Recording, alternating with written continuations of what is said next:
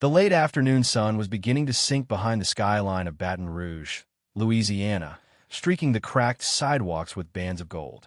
Captain Ayanna Blake moved through the old neighborhood with the steady ease of someone who had nothing to prove, but everything to protect. Her dark brown eyes swept across the rows of houses and small storefronts, sharp yet distant, like someone returning to a childhood home that time had quietly erased. It had been 7 years since Ayanna last walked these streets. 7 years since she'd packed a single duffel bag and boarded a military transport. 7 years since they'd buried her mother on a humid summer morning, the preacher's words barely cutting through the air thick with grief. Time hadn't moved much here. The same faded mural still stretched across the side of Mr. Johnson's barbershop. The same corner store still advertised 2-for-1 sodas on hand-drawn cardboard signs. She even smelled old Miss Charlene's fried catfish, wafting from a kitchen that had never closed, not even during the worst storms. Ayanna adjusted the duffel slung over her shoulder, her fingers brushing against the weather nylon. She wore a plain olive-green t-shirt tucked into black cargo pants, and sneakers worn thin by miles of desert and asphalt. Even in civilian clothes, her posture gave her away. Shoulders squared, chin level, steps measured. Her father used to call it command presence.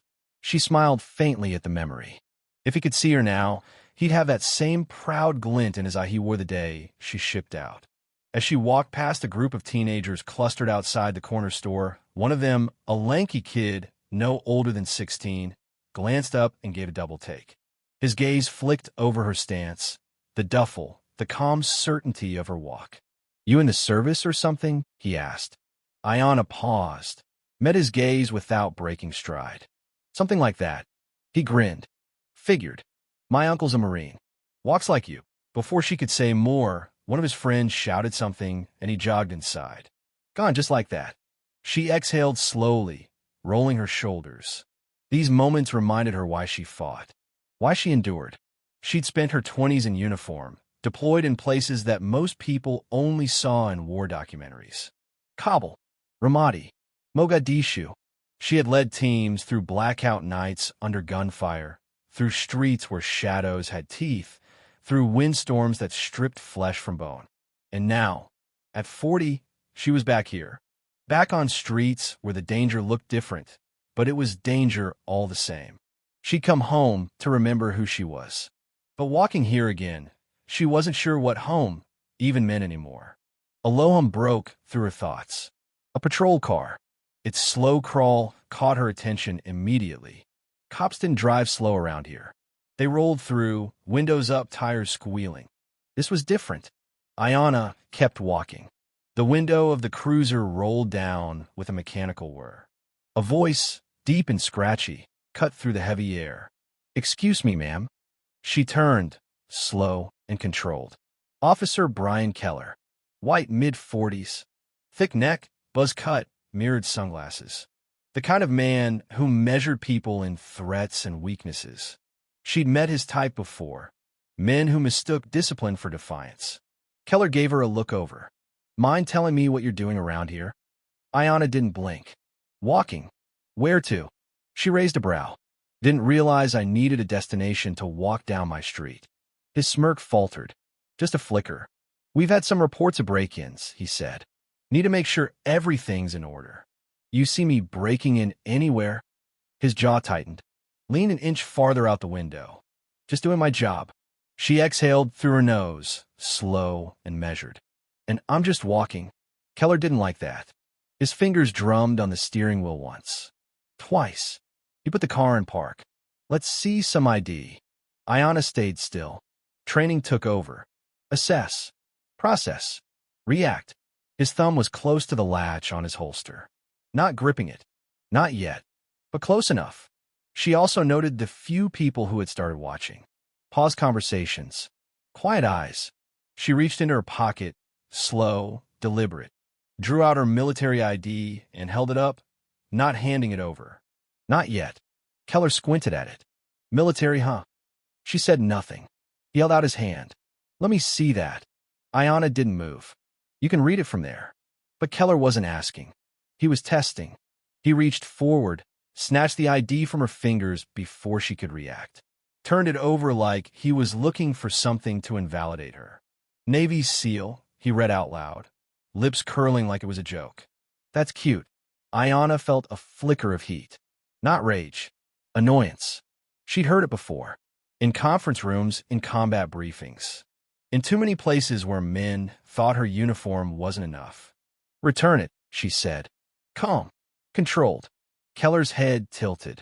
You know, I've been patrolling these streets for 20 years. Never met a female SEAL. You can run it through your system, she said. It'll check out. But that wasn't what he wanted. He wanted her to break. You expect me to believe you've been out there fighting for this country? Keller smirked, dragging the words out. Ayanna didn't flinch. The people watching, she could feel them shifting. Curiosity becoming concern. One young woman on the sidewalk pulled out her phone, recording openly. Keller noticed. His stance changed. His hand tightened on her ID. You got a problem? He barked at the woman with the phone. She didn't answer, just kept filming. Ayanna almost smiled. Power shifted when people were watching. You don't like me doing my job? Keller snapped. Then stop putting on a show, Ayanna replied, voice flat. He stepped closer. Inches, but deliberate. I don't know who you think you are. You sure about that? He tightened his grip on her ID. Then, predictably, he reached for her wrist. Bad move. Ayanna moved before his fingers closed. Shifted just enough to avoid his grasp. Not fast. Not violent. Just controlled. Keller blinked, confused. His balance faltered slightly. From the outside, it probably looked like he was stumbling over his own feet. She stayed perfectly still. That's assault, Keller warned, his voice too loud now. Bluffing. Hoping. No, Ayanna said. That's avoiding unnecessary contact. You think this is funny? His tone darkened. Do I look like I'm laughing? Keller's hand went to his radio. Dispatch, I need backup. Uncooperative suspect. From the crowd, someone scoffed. Uncooperative? She's the only calm one here. The woman with the phone stepped forward. You're the one making this worse. Keller didn't turn. Couldn't. He was in too deep. He took another step closer. Turn around. Hands behind your back. Ayanna inhaled deeply. The energy had shifted. She knew where this was going. SGT. Keller, she said. You're making a mistake. No. You made the mistake when you thought you could walk away from me. He reached for his cuffs. Ayanna moved again. Smooth. Deliberate. She sidestepped, pivoted, and redirected his momentum. Keller stumbled, off balance, scrambling for footing. She didn't lay a hand on him. Not really. Didn't need to. The crowd reacted. Phones recorded everything. You see that? Damn. She flipped him without even trying. Keller's face turned red. He was breathing hard. Humiliated. Ayanna stood still. You're losing control of the situation, she said quietly. Turn around. Keller barked. For what? Resisting what? A murmur rippled through the crowd. She didn't touch you, man. Keller clenched his jaw. His pride was screaming at him now. He lunged. Ayanna caught his wrist, twisted lightly, and had him turn around, arm locked at an uncomfortable angle. She didn't hurt him. Didn't need to. He froze. Shocked. Embarrassed. She released him. He stumbled forward, caught himself on the hood of his patrol car. Oh, hell no, someone in the crowd laughed. He got handled. Ayanna stayed calm. We done. Keller didn't answer. Then a second patrol car rolled up. Sergeant Thomas Redmond stepped out. Older. Wiser. His sharp blue eyes took in the scene, the crowd, the cameras. What the hell is going on here? Keller opened his mouth. Hesitated. She resisted, he said finally. Got aggressive. That's a lie. The woman with the phone snapped. Redmond turned to Ayanna. That true? No, sir, she said calmly. He stopped me without cause. I cooperated. He escalated. Redmond exhaled slowly. His eyes caught the military ID still clutched in Keller's hand. He read the name. Captain Blake, Redmond said aloud. His tone changed instantly. Respect replaced suspicion. The crowd murmured. You knew she was military? Redmond asked Keller. Keller didn't answer. Anyone got footage? Redmond asked. 10 hands shot up. You're relieved of duty, Officer Keller. Gasps. Whispers. Keller's face went pale. You can't be serious, he snapped. I suggest you stay quiet, Redmond said. Before this gets worse. Redmond turned back to Ayanna. Would you like to press charges? Ayanna let the silence stretch. Then she shook her head. No, I didn't come here to fight. I just came to walk. The crowd murmured again. Redmond nodded. Understood. Keller's body sagged. Ayanna turned to go. But Keller found his voice. Why not press charges? Ayanna looked back at him, her face unreadable. Because I already taught you what you needed to know. She walked away. Shoulders squared. Steps steady. A voice from the crowd broke the silence. That's what happens when you mess with the wrong one. Chuckles. Nods. The tension lifted. Keller sat back in his squad car, his career finished. Redmond watched Ayanna go, thoughtful, then told the crowd to disperse.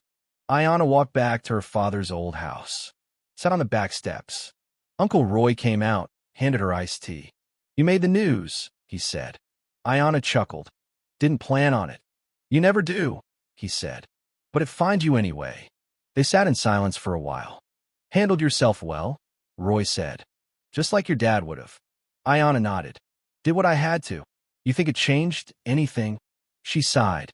I don't know. Roy tapped his bottle against his knee. Maybe not everything, but something. Ayanna thought about that. Thought about the kid who saw her stand tall. The woman recording. Maybe even Keller, if he thought hard enough. She smiled faintly. So what now? Roy asked. I keep walking. And she did.